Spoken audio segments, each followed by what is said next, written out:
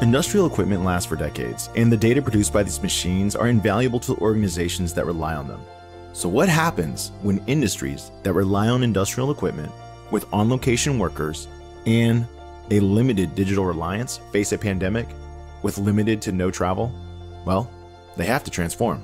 I had a CEO of one of the big utilities tell me, given the last discussions he had with his leaders, that it would take 5 to 6 years to do digital transformation. When COVID started last year, they did a lot of what they thought would take 5 years and 5 weeks, and it worked.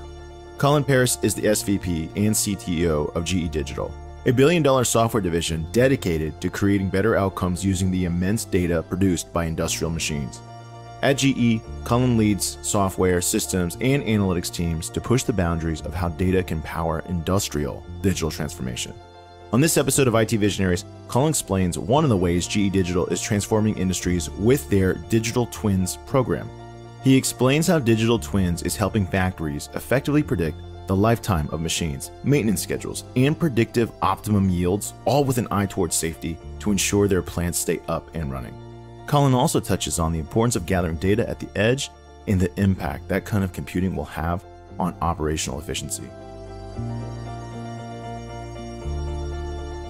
IT Visionaries is created by the team at machines.At and brought to you by Salesforce Platform, the #1 cloud platform for digital transformation of every experience. Innovate fast, empower every employee, and scale with confidence from anywhere, with the customer at the center of everything you do. Learn more at salesforce.com/platform. Welcome everyone to another episode of IT Visionaries. And today, special guest, we have the CTO of GE Digital, Colin Parris. Colin, welcome to the show. Albert, delight to be here. All right. Yeah, let's start it off. Okay, so I've never heard of GE. No, I'm just playing. Obviously, I've heard of GE. But GE is a massive company, right? GE is absolutely huge. So what exactly is GE Digital? Because there's so many lines of business at GE. We'd love for our audience to understand exactly what is the line of business that you oversee as CTO. Okay, so if you think about GE, we do two major things, right? One is we produce these magnificent machines that people are accustomed to, and these things help you fly. So we have jet engines, we have a number of machines that generate energy, we have a number of machines that actually take the images required for healthcare. What we found is that in every case, the digital transformation over the last 20 years has been affecting all of the industries we're in. So what we do is, in addition to putting those digital technologies in those big machines we also realized that we can use those technologies to help other customers. So we created GE Digital. So GE Digital has capabilities inside of it that really figure out a way to use the industrial data that you have, extract insights from that data using a variety of analytics techniques, including AI, and then introduce those capabilities or the insights you get into workflows, either workflows with humans or workflows in software, to help you deliver more value. So that's what GE Digital does, right? You're putting your industrial data to work for you. So it's almost like a professional services arm, right? You are selling the machinery. That's one side of the business for GE. And then your division sells the services or implements the services that helps maximize the technology that you've just implemented. Well, let me add to that. Really, most of what we do on GE Digital side is we sell software. And then we have services on that software to help customize that software. Because we realized to actually extract the insights or the data, you needed the software. So we've been building software that served most of the big GE businesses. Now we use that as a separate unit, and we use that software and those services to extract these insights, to put that data to work. Yeah, give us an idea of how big this line of business is, because when it's rolled up inside of GE, GE is already a mind-boggling large company. And then, of course, we'll always hear about the Cloud 100, and we get to hear about how fast these software firms are growing. Is there a way you can demonstrate the size, scope, and scale of how much software GE is also writing for its customers? Yeah, we are roughly, we do a little bit about over $1.1 billion worth of revenue a year in terms of software. That's what's in GE Digital itself. And we have a backlog itself that's in the $1.5 to $2 billion range. I mean, that's crazy. It's mind-boggling, right? Like you think about it, you have your own software division is actually bigger than some of the cloud companies that get a lot of praise. Yeah, but again, there is a lot of data in these industries, and people are trying to find ways to make that data work for them. Yeah, I was hoping you could give us an example of what an implementation looks like. So I didn't know if you could kind of discuss maybe a hardware implementation for a customer and then the software that was needed to, like you mentioned, to extract the industrial data so they get maximum value. I think our audience would love to hear how this all plays together. Okay, well, let me give you an example. Let's start on the energy space, right?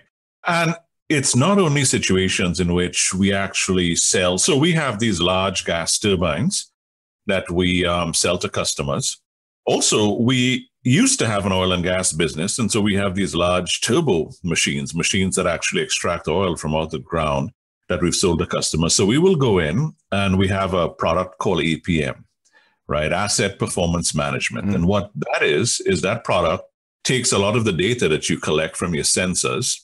And this is data that you'll have there that gives you a view of the state of the machine. So while operating, all the sensor data comes in.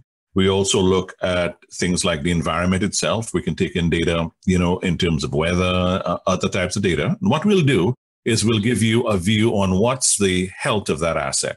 So when you know the health of the asset, the current way it's running, you can do two things. One is that you can project, when do I do maintenance, right? Now, that's important for a lot of customers to know, because normally maintenance would be assigned, well, you should maintain this asset. Say you have a steam turbine or a gas turbine, they would say you should maintain this asset every 3-4 years. But since you actually know the current state and the condition of the components in the asset, and you're not using the asset the way that it was designed, say that you're using it with renewables and renewables are supplying a lot of the energy, maybe you don't need to maintain it every 2 years, maybe every 3 years or 4 years, or maybe you're using it a lot more now, and rather than wait for 2 years, it may break, let's maintain it every year. So we look at the state of the asset and we give you insights on when should you maintain this asset. And so you can do that in a way to keep the availability the highest, because that's when you make the money, while making sure that you do the maintenance so it doesn't crash on you. That's one thing. The second thing is performance. We could also show you things like, based upon the type of fuel you're using, how much better the performance. We could tune the performance. What's the ratio of air that you have in the system? Or, what's the ratio of types of maintenance you can do to get the performance as high as possible so that you can generate more electricity on the same fuel. So really, it's all about asset health to manage when do you do maintenance, and asset health to figure out how can I increase the performance of the assets I have. So those are the kind of things we do.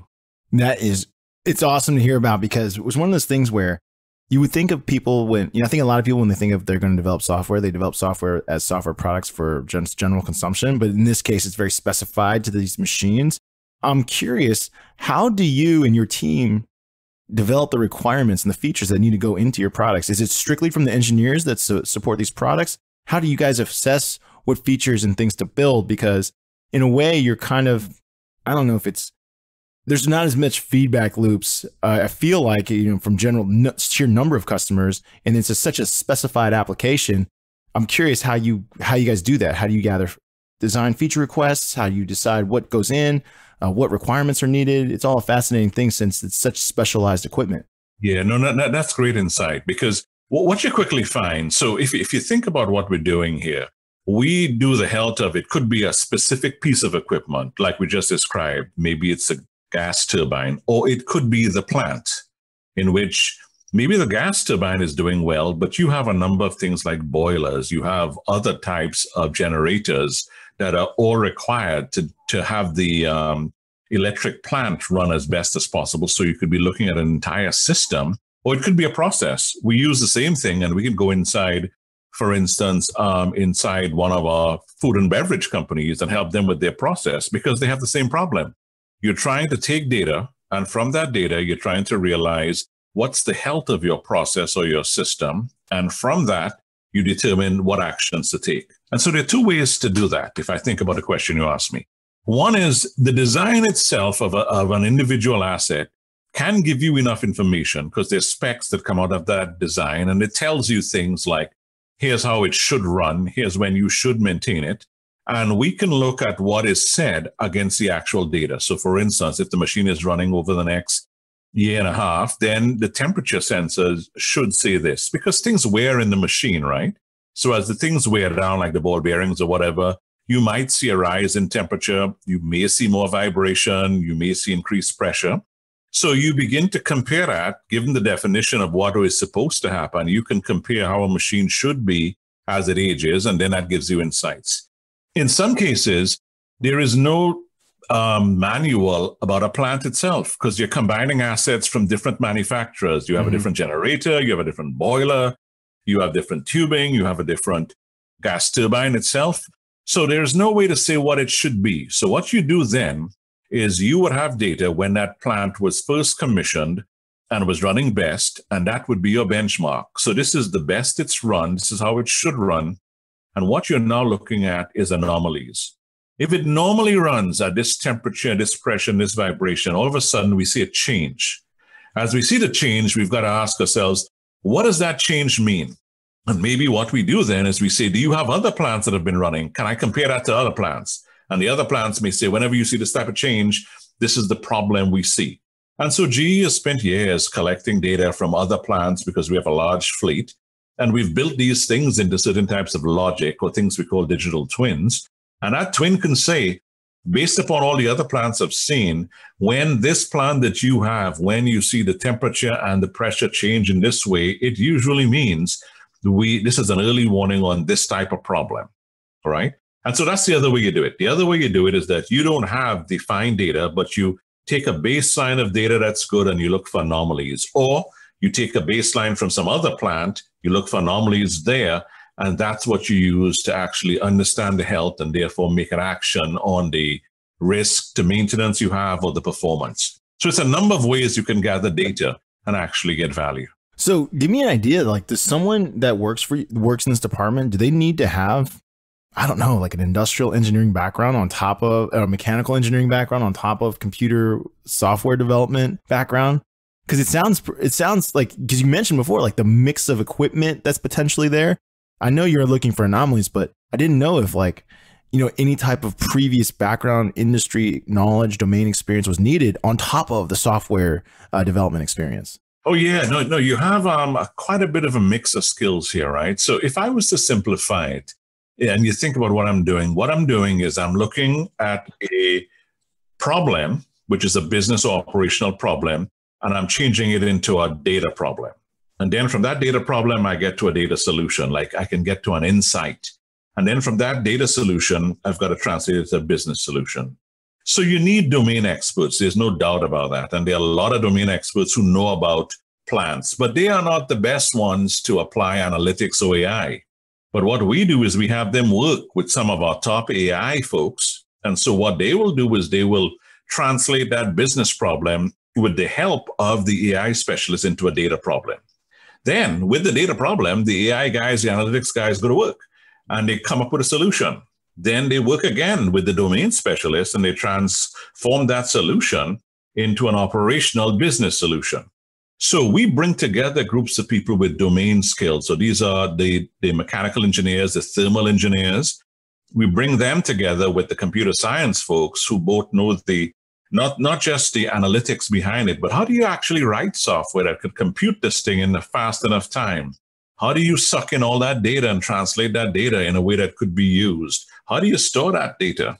And how do you process that data? All of these are computer scientists. And then when you actually get the solution, you're back again with the mechanical engineers, you're back again with the people who are the plant operators, and you have to determine what kind of dashboard would you show them on. So that's the UX guys, the UI guys, and that's how you work. So it's a combination of a variety of domain skills with computing skills, both AI and software development skills. Now, along the way, you get people who actually become a blend of both, which is brilliant.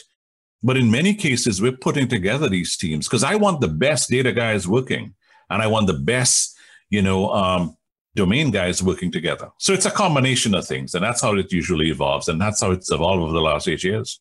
Yeah. And you hit on something that was pretty fascinating that I want to, dive into a little bit more. And you talked about like the speed at which this is going to be processed and how you architect a solution that can collect and process this information Because one of the things I learned about, there was a while ago, I was a contractor on for a company that did rock quarry mining. And they explained to me how a lot of their equipment, heavy equipment, and I'm sure you have the same exact thing with GE, is in really remote areas with possibly limited connectivity. I don't know if that's still a problem, but like I'm assuming it is. Like out in the middle of, like on an oil rig, like there's no satellite internet. It can only submit data at such speeds.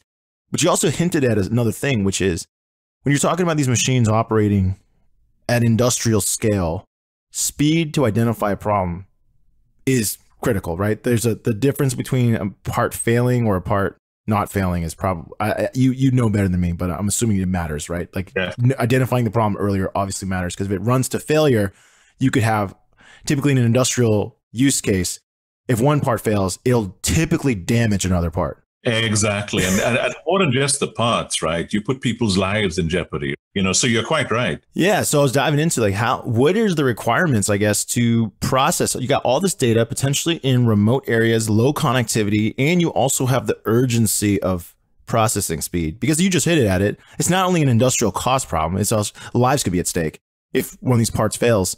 So how do you guys engineer for that? Those constraints, I guess, is the best way to describe it. How do you engineer for those constraints? What do you look at? What do you try to, and what are some like maybe techniques or infrastructure solutions, architecture techniques that you're using to account for this? Yeah, and that's a great question. So let's explore that in two dimensions. The first dimension is the one of time, because you correctly said that some problems have to be identified in milliseconds. Right? If you have a problem inside one of these plants, especially given the plants they are, the smelter plants. In smelter plants, you generate a lot of electricity to actually smelt the metals like aluminum, right? Mm-hmm. This thing is, when you're smeltering it and you're moving these things around, I mean, you can't afford for these systems to go down, because then that molten metal solidifies. Real problems. I mean, so there's some things you've got to identify at millisecond intervals. Then there's some things you got to identify over days. And then there's some things that are in the time scale of years, right? And so what we have a variety of algorithms and processes that look at it in these time frames. So in terms of the milliseconds, what you have are control systems that run either on the asset or in the plant itself. And what they're trying to do is use analytics that run locally. We call it at the edge. So you may have what we call a digital twin. A digital twin, and I'll get into that later, is a sort of living, learning model of a system. But it allows you to get early warnings of a problem. It allows you to continuously predict when, what's happening, and it allows you to optimize a system. So at that level of the asset or the plant, that twin might suddenly realize you have a problem right now, because maybe what's happening right now, the temperatures are way too high. And because the temperatures are way too high, that's going to affect the performance of this machine, or that's going to cause, maybe damage to the blades. And as you say, if that blade liberates or breaks away, that blade could damage a significant part of the other things inside the turbine, or it could actually throw something outside and hurt a human being that's in the plant. Yeah. That's got to react in milliseconds. Then you have things that are over the course of days. Like, for instance, you could begin to realize that it's summertime and it's very hot. And so you're going to have to generate more electricity, because the weather forecast is telling you that, over the next couple of days, you're going to have a heat wave coming in. So now you have to actually make a decision of, how should I actually tune or adjust the machine such that it could generate the maximum amount of power over many days, without damaging the machine in certain ways. So that's over a multi-day, week horizon or whatever else. And then you have cases in which now you're looking at the fact that because of renewables, people are adding things like solar and wind, which means the gas power generator doesn't stay on as long. So maybe that only comes on and off at night or at times when you don't have enough renewable electricity. What's the damage going to be to that over the course of the next 2 years? Because that could determine when I repair it. So in each case, we have analytics that actually does things at the millisecond level, day level, or predict things at the year-long level. And in each case, you're going to respond to that in a very different way. And so a lot of what we do is we work with systems that imagine trying to compute these things fairly fast. In some cases, you've got to compute it at the edge. Some cases, you can compute it in the cloud. In some cases, you got to compute both, because if I do things and I dramatically increase how I generate power over the next 2 weeks because of a hot spell, it could actually use up some of the parts inside, because some of the parts inside are limited life parts because of all the heat. And so it may mean that instead of having to do a maintenance action 2 years down the road, I maybe needed to do it 7 months earlier. So all of these things interact in funny ways. So it's a very complex operation where we're looking at all these time scales and all the interactions between them and getting the analytics to resolve that. No, super fascinating stuff. I'm curious if you could kind of share a little bit of just how remote do customers use these products? Because like the data constraints is a serious thing. I mentioned like oil rigs out in the middle of the ocean, but I'm sure GE parts, I mean, there's probably GE parts in Antarctica right now that you're monitoring. Yeah, and and COVID made that even worse in some cases, right? Because you weren't even allowed to go in and do repairs to. We have many sites that are in the Middle East, sites that are in Australia. You can't go in and repair these things. So what we find is that many of these things are in remote locations. You look at renewables right now, wind farms. Wind farms are going to be in places that, you have the most wind, or solar farms in places where you have the most sun. So these are remote sites. Yeah, middle of the desert. Exactly. Best place to put them. The other thing is you find these power plants, many of the power plants, because they make noise and they produce, smoke and everything else, you don't want them next to, cities and residential communities. So they're fairly far away as well. So you have in all of these cases, and then you quite rightly pointed out the oil and gas too. Many of them are in remote locations, right? So we have a number of them in which we are pulling data. Now the question is, do you need to send all the data across? Or can you do some processing at the edge locally, right? And then when you get anomalies, you send those anomalies towards the cloud or towards the control centers. And that's what you see. It's a blend of processing and having capabilities at the edge, to control things quickly. That's the other reason for the edge, the latency. And then for some things, that you think are really problematic things, then you send information back to the cloud or to the command center and they look at it. So it's a combination of how you balance what you have at the edge and in the cloud in the way you do the work. And that's something that we're living with now and growing, because many people have seen, the great thing about what occurred. I had a CEO of one of the big utilities tell me, he thought, given the last discussions he had with his leaders, that it would take 5 to 6 years to do digital transformation. When COVID started last year, they did a lot of what they thought would take 5 years and 5 weeks. And it worked. Because they didn't have really options, I guess, right? Like you mentioned. And everybody understood the risk. And so it wasn't a demand to be 100% perfect. There should be no safety problems, but could you get 80% right? And we saw it did work. And so now, and it worked in some cases at higher productivity. So now the question is, can you continue doing it? Yeah. You hit on something that was pretty interesting. And I wanted to ask you, with all the, like, for example, your example of renewables and how they're going to be in further remote places. And then there's obviously increased data requirements for your software applications to run. Does this also mean GE Digital is its own hardware company where it makes the hardware like servers and chipsets, and how similar to how Apple is now making its own chips? Do you have to do that for your equipment that needs to be placed in remote places? Yeah, we generally don't do that. What we do is we rely on, pre-made components out there. Now, gotcha. And now there are people. So for instance, if you look at GE Renewables, right, because they're the ones building these large wind turbines, what they may use is they may use someone's chips, but they create special, silicon on a chip boards, SoC boards, because they have to process a lot of data. So while the chip may be fine to use an AMD or an Intel chip or an NVIDIA chip, what you do need, though, is the rate of data that's coming in, especially time series data. You may need to process that differently. So we may use specialty ASICs, to actually manage that data flow. And then, once you get the data right, because you need to actually process that data at certain speeds, then we use a regular chip. So they are the ones usually who work with, some of the specialty teams that put together these chipsets that you need together with the well-known general microprocessors you have out there, and then harden them. Because the other part about it is that you can't just use a normal, processor. It has to be hardened in a certain way because there are more vibrations, there's heat, there's dust, there's a number of things out there. There's extreme conditions of cold. So that's what you tend to find. So what we do in GE Digital is we make the assumption that you have a source collecting that data. And what we do is we aggregate that data, and then we use a variety of AI techniques, digital twins, industrial AI, to generate the insights. So here's what is an early warning. Here's what we predict will happen. Here's how best to optimize. And then we integrate that back into the workflow. Then we can give you a prescription. Here are 3 alternatives you would suggest. And so now the human can say, okay, that's 3 things you'd suggest. These make sense. Let me do number 1. And then we augment the workflow. So if this is the right workflow to get a technician out there, we send it to an SAP system.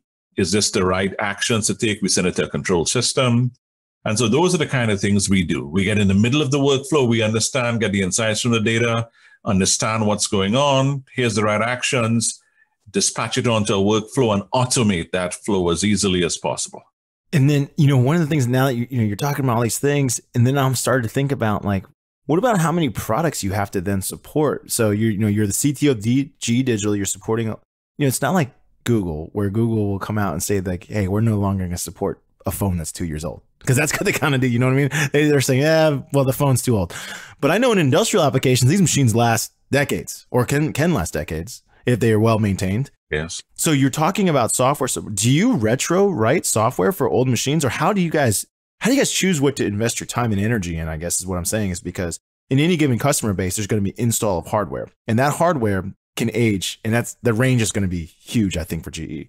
How do you choose what to support, what not to support? This is pretty intense decision making, I feel like, on your part. Yeah, it is, right? Because if you look at the things we look at, so the average lifetime of a jet engine is 40 years. It's crazy. Gas turbine is 30 years, a steam turbine 30 years, wind turbine 20 years. However, the oldest steam turbine that I know of is 82 years old. In fact, it sits in the Northeast with another fleet of about 16 steam turbines, and the youngest is 61. So these things last a long time, because again, this is not about how you look, right? It's not aesthetics. This is, Is it running? Functionality. Is it generating power? That's it. And so, yes. And so we do have situations in which the data structures out there are quite old. And so we have much older connectors. And this is what you need your services business for, because when you need to go update that, there are things that, we will keep in service because you've paid for custom software to do custom things to keep that in service. And if you do the value equation, it makes total sense to do that, right? Because to build a new one, to get the permitting and to rebuild that is huge. Yeah. And so it may make a lot of sense to just do some custom software. The biggest problems now that you face really are 2 things, really. One is this whole notion of decarbonizing the world, right? So you've got to manage the carbon footprint of some of these assets. And the second that you always worry about is cyber. Now, everybody has a third, which is productivity. You want to do more with less, but those first 2 are dominant, right? The decarbonization and the potential cyber threats that you have. And so those are the ones that we find customers look at all the time. Yeah, I didn't even think about that. If you would have asked me to stack rank those 3 things, I would have assumed productivity is number 1. But now that I'm thinking of some of the conversations we've had with, CISOs, they're talking about how the biggest threats now, or the biggest things that people are always concerned about, is obviously if something is connecting to the cloud, then that means something from the cloud can connect to it and therefore take over or shut it down. And in your case, that's a serious threat. Talk about how you guys approach security. Yeah, this is, so just to be clear, of those 3 things, the keyword is A-N-D. Oh, yeah. You've got to do all 3. Right. So not or. Yeah, exactly. It's and. It's an and, right? And so when you look at things like cyber, so there's some direct things, right? So for instance, there is the usual IT part of cyber, which is, you're going to use CrowdStrike, you're going to use whoever else you choose to use to manage your networks and your endpoints, right? So usually you have an endpoint there, which is some kind of a box, an edge server. People use laptops. So you've got to protect that anyway. That's basic IT security you've got to have, as well as network security. Then there's OT security. OT meaning operation technology security. What can we use on our machines itself that could detect that this is a bad command or somebody has, hacked a sensor and those sensor readings don't make sense? And so we have a number of techniques we use, and there are a number of techniques as well that are right now being explored, in which we can understand the relationships between sensors and control signals because we've designed it. So if we've designed this gas turbine, and the gas turbine has these 4 sensors, and we know with the kind of fuel we have inside of it and the temperature at which this burns, if 2 of the sensors are saying 500-600 degrees, the other one can't say 10, because that just defies the laws of physics on the planet. And so there are things you can do using, operations technology in order to detect if someone has hacked you, right? And then the third thing that you've got to worry about then is just physical access. What if a person walks in and decides to override the system, right? Now you've got to look at the control centers themselves and determine who can do what. Who has the ability to do certain commands, when certain commands are issued, and those commands could be problematic. There should be 2 or 3 levels of review or authorization before they can actually be done. And so there are a number of steps that you can put in place to safeguard against these things. And yeah, we're working on quite a few of those, but it's a difficult, it's always a difficult thing to do. It's really hard to sell security. Most people don't see the value of it until they get hurt. And remember, none of it is not just damage to the equipment. A lot of it right now is ransoms. Yeah. So I will basically go in, I will then take control of your system, and then I will encrypt key data. You leave it there and you encrypt it. So now it's there, and someone will tell you, well, you've got to pay to have it decrypted.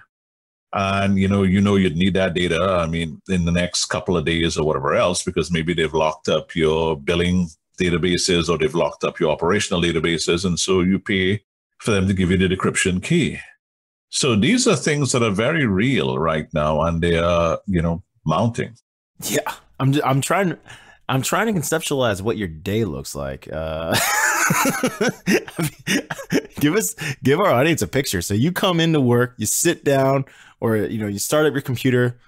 What happens? Like, what are some of the things that come across your desk? It seems like, from version control, developing software, supporting industrial machines, collaborating with engineers. Like it's pretty extensive, all the things GE Digital does. Yeah. Well, me personally, I have really 2 jobs. So one job is I'm the CTO of GE Digital. And so what I'm looking at really are technologies that could either increase the value of our current products for customers, or I'm looking at new technologies and new markets we should be going into. Because we're in an energy transition, right? Where the entire planet is changing, right? And that's one job, right? Yeah. And then the second job is I'm also an officer of the GE company. And so I am involved in digital transformation for all of the GE businesses, for the GE aviation business, the gas, power, and renewable businesses. So I wear 2 hats. Now, the good thing is that while I'm working on the digital transformation of the GE businesses, I'm looking at how I can use data there to improve the value that we deliver to our customers and to improve our own value, right? And some of the things I'm looking at, because I'm intimately in the middle of these massive GE businesses, some of those give me insights, and some of the things we build here are perfect for me to take and bring across inside GE Digital. And we can sell those to customers outside as well, because the customers have the same problems, because the customers themselves may want to increase the operations, they use data properly in operations so that they can increase the cash flow or increase the productivity of their people. So I have this really interesting, duality of jobs that allows one to feed off the other in really interesting ways. So I spend a lot of time looking at both sides of the equation, and then the rest of it is functional time. I'm looking at talent, I'm looking at culture.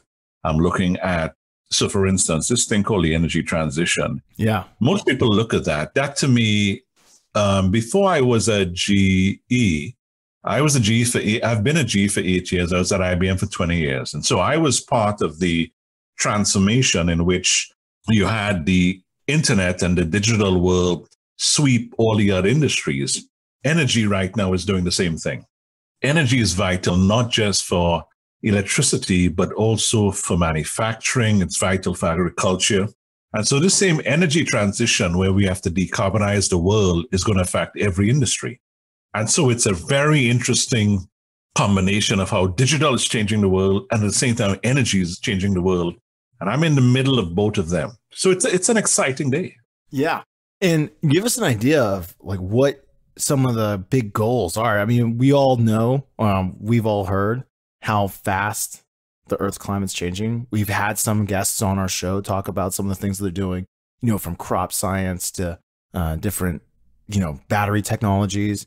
You know, you're at the forefront. You're at the energy production level, which is crazy, right? And energy consumption. But GE is, you know, one of the leaders in energy production.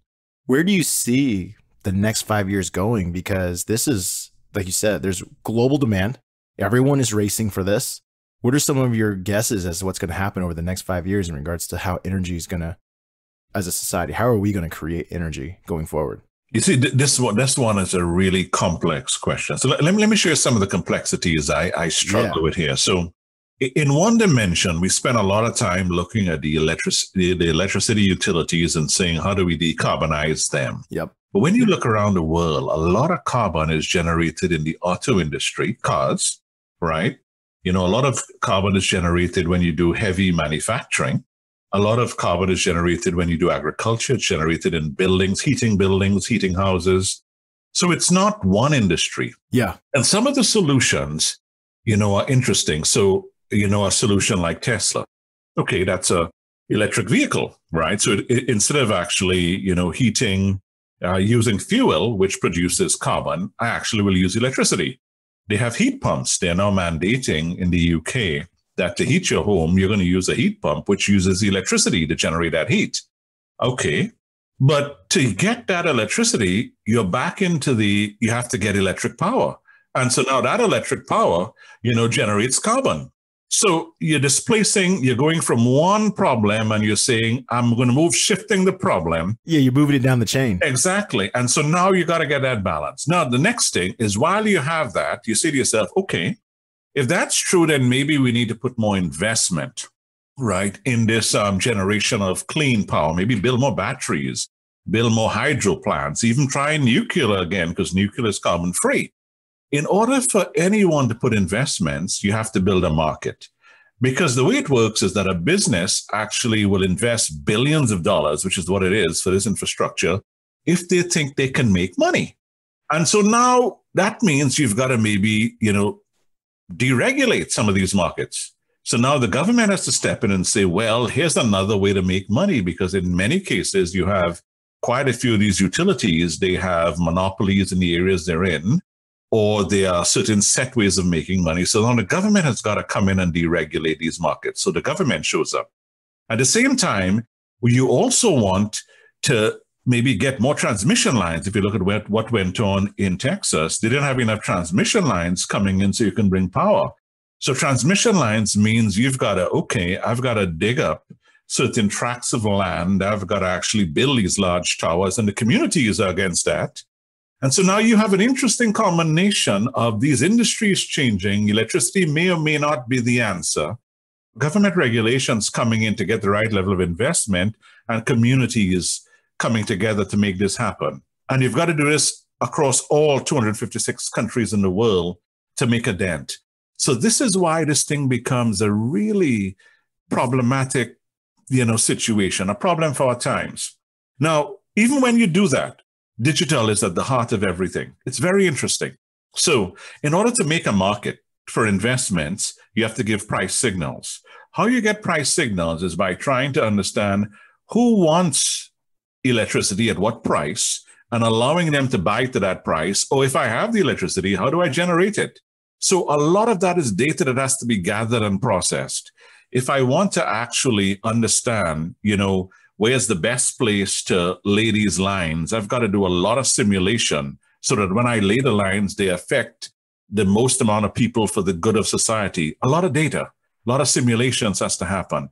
Everywhere I look in this problem, there's a huge amount of data that needs to be gathered, a huge amount of things that needs to be processed. So this is why I really believe there's a massive tie between the energy and the digital transformation on the planet. And so you asked me, Albert, where do you begin? I think you begin with what you have. Right now, our grids themselves are 35% utilized on average. Really? How do I use data to actually increase that utilization? So maybe I don't need as much energy to do the things I have to do. That's the first step, right? Second step, how do I experiment with various market structures so that I can get the people to see the value to them? Maybe, in a community, there'll be more jobs. So I can say, all right, why don't you run these wires here for this point of time? Maybe I can get people to invest because I can show them how they can make money so you can invest in batteries. Again, that takes a lot of digital capability. So I think a lot of it is going to be around how do we work with what we have to make it better? And then how do we actually figure out the ways to incentivize this so it's good for the communities, it's good for the investors, it's good for the operational people, and it's good for the world. It's complicated to begin with, no doubt about it. And the way you describe it, I love the way you approach it in like a very finite, like, hey, this is the point I would start the attack. That's why you're in charge, man. You're going to solve this for us. No, we are, Albert. You're going to tell the people about it and they're going to want to hear more about it. And so we collectively are going to do it. No, I love it. Collective problem. I love it. I'm a big, long proponent of the environment. Say whatever you want. I'm always encouraged by, and I get excited by hearing these different investments people are making to solve big, complicated problems. So it's really exciting to hear some of the, obviously the scope and scale at which GE can play its part, which is pretty awesome. Yeah. Well, we're glad about that. The thing about it is that if you don't solve the problem, you may not have a planet as well. And we've only got one. There are no redundancies here. So I fully agree with you. Exactly. Well, Colin, it was awesome having you on the show. But before you go, it is time for the lightning round. The lightning round is brought to you by the Salesforce Platform, the #1 cloud platform for digital transformation of every experience. Colin, this is where we ask you questions about your life outside of GE so our audience can get to know you better. Okay, sure. And I'll answer them quickly. Lightning round. There you go. Colin, have you ever done voice work? Because you sound kind of like a radio personality, a movie personality. I feel like you could do voice work. Well, thank you for the compliment. I have not done voice work at all. If anyone wants to hire Colin, give me a call. I'm going to be his agent. Thank you. Talk a little bit about who were you as a little kid? Because you went to school for a lot of engineering. Were you always interested in engineering and science as a child, or did that come later on when you got to college? I'll tell you, I was always interested as a child, right? I grew up, as you can tell from the accent, in Trinidad, so I always loved science, right? What turned me around was college. I went to Howard University, a historically black college, and what was interesting then is that, you have this thing in which they give you one of these things called a breadboard. It's just a board with a bunch of connections where you could push in wires, and they said, go build one of these burglar alarms. And so you connected these transistors and the wires and the resistors to LEDs. And then when you looked at it, it was like you had 200 wires all coming together, and when you pulled up one wire, so you pretended that somebody opened a window, it should have an LED flash. This thing takes 35 hours to build. And then if you move it and one wire shifts, it doesn't work. Then the next class, they came and they gave me a microprocessor. This was in the early 80s, right? And this microprocessor, a simple 8-bit microprocessor with about 20 wires. And rather than take 35 hours at a time, it took me about 4 hours and I could build the same thing. And I was sold. That was my personal experience of digital transformation. And I've never looked back. I joined IBM. We were transforming banks because money and bits are the same thing. We transformed retail, we transformed healthcare, and then I joined GE, where I'm transforming aviation, transforming power. This is the journey. And the next thing we'll transform, I'll tell you, is space, because that's the next human adventure. You're from Trinidad. Yes. Did I catch that correctly? Yep, that's right. Now, when you came to the Americas, what did your family think you were going to go study when you came to Howard? No, I came to study engineering. And I stayed. It's just that at that time, computer science was even something. It was now coming up. Gotcha. And so I started engineering at Howard University, and then I went on to Berkeley to do my master's and PhD there and studying, computer science. So it's been the same journey for me, right? It's a journey of passion. And I haven't been disappointed. Every time, you think you've seen it, this digital thing takes another turn. All right. And based on your LinkedIn profile, it says you're based in the Boston area. Is that accurate? Yes, I'm on my way to Boston. I was planning to move there fully. I'm going to be there in the next couple of months. Okay, now I got to ask. So you're moving there? Yes, I'm moving there. Where do you currently reside? Currently, right now, I'm in Pennsylvania. Well, let me ask you something. Do you miss Trinidadian food? Like, is that available where you are? Yeah, my wife is Trinidadian, and so it is readily available. But I do, and I mean, the thing I miss the most, I'll tell you. What I spent a lot of time doing was sort of surfing and hanging out at the beach. And so those very cold days up here, I miss it tremendously. When you could feel the heat, you could go surf, and time goes slower there. There you go. And I want to ask a final question because, the world's going to start opening up. People are going to go on vacation again. It's going to be getting exciting. If we were to go to Trinidad, give us your recommended day. What should we do if we go there? Well, if you were to go Carnival is a great time. It's always a good time, Always a good time. Colin, I appreciate you joining us today on the show. Thanks for sharing an inside look at GE Digital. It's fascinating to hear some of the problems that you guys are tackling. And, it was awesome. I think our audience is going to really enjoy it. Albert, thank you for the opportunity here. It was a delight talking to you. Let me know whenever you need me. I'd love to come back. I'd love to continue sharing this news on this beautiful medium you have. Thank you again. Oh, much appreciated. IT Visionaries is created by the team at mission.org and brought to you by the Salesforce Customer 360 Platform, the #1 cloud platform for digital transformation of every experience. Build connected experience, empower every employee, and deliver continuous innovation with the customer at the center of everything you do. Learn more at salesforce.com/platform.